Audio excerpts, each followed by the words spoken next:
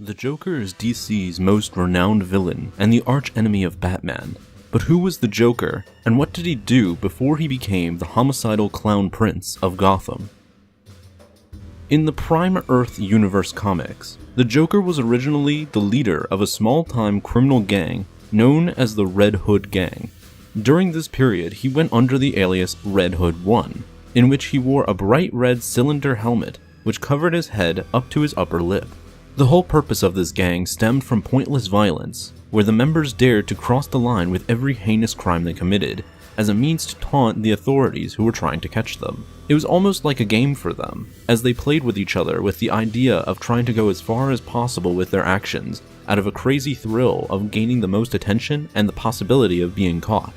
Though not every member of this gang was a psychopathic maniac like their leader, since many of the members were actually once innocents who were blackmailed into joining the group, and were forced to undergo the Red Hood 1's insane games. Also, many of these blackmailed individuals came from the middle and upper classes of society, suggesting that the Red Hood 1 held some contempt to these more privileged groups, and wanted to punish or mess with them, as he himself likely grew up in poverty during his childhood.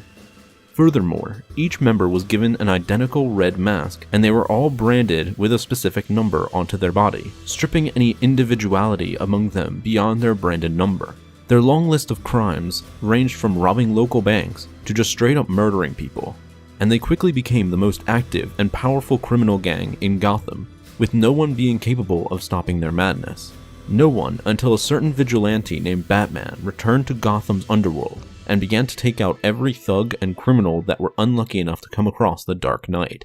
Bruce Wayne, disguised in a face mask of a truck driver, first came across the Red Hood 1 and his gang while rescuing a group of hostages that were kidnapped by the Madman earlier. Their next confrontation came shortly later, where Bruce Wayne disguised himself as one of the targets of the Red Hood gang, allowing himself to be kidnapped so he could come face to face with their leader. After discovering that he was deceived by the same vigilante they had confronted earlier, the Red Hood 1 offered Bruce an invitation to join his gang. Bruce of course refused, and was forced to escape after taking down a few of the Red Hood goons. The next couple of weeks, Bruce began to target the members of the Red Hood gang as Batman, taking them out in groups and weakening the Red Hood 1's power in the underworld. With his gang's numbers starting to dwindle, the Red Hood 1, out of possible desperation, gathered the rest of his men and attempted to steal extremely dangerous chemicals to later use for bombings he planned for Gotham. Both Batman and the police caught wind of this plan and embarked on stopping the Red Hood gang once and for all. With the Dark Knight vigilante attacking his men from the rooftops and the police storming the chemical factory from the ground level, the Red Hood 1 quickly realized that his gang stood no chance against the two opposing forces, and decided to flee with at least one canister of the chemicals he was originally after.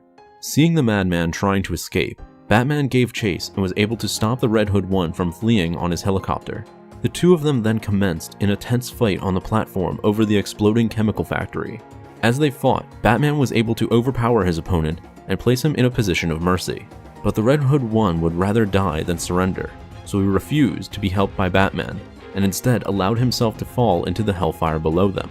However, instead of landing into the exploding fiery chaos of the factory, the Red Hood 1 fell into a chemical tank and was swallowed up by the poisonous liquid.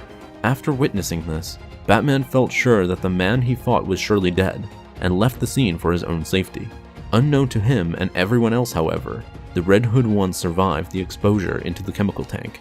Its effects went on to leave him quite disfigured, with pale white skin, bright green hair, a permanent Glasgow smile, and even more mentally insane than he ever was before. The infamous crime leader known as the Red Hood 1 was indeed finally gone, but what became of him was even more evil and unhinged, as the man once behind the red cylinder helmet went on to become the mad clown prince known as the Joker, who soon became obsessed with the Dark Knight known as Batman.